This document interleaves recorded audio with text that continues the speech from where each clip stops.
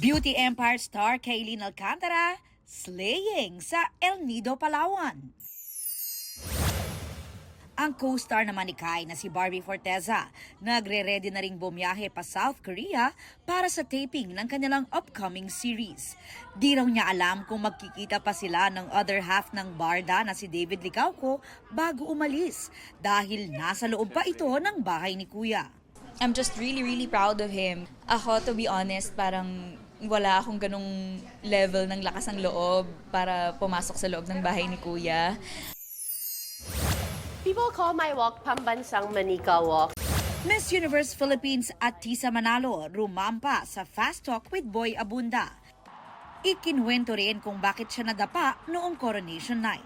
There were stairs. Okay. And then when I think the dulo of the gown flipped and then got caught in my heel.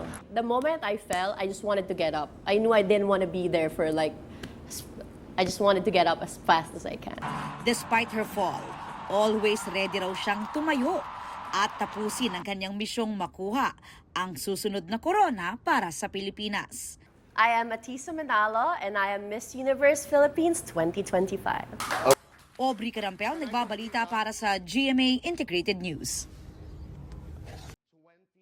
2025 ang 2026. Maraming salamat, Atisa. Thank you very much. Huwag magpahuli sa mga balitang dapat niyong malaman. Mag-subscribe na sa GMA Integrated News sa YouTube.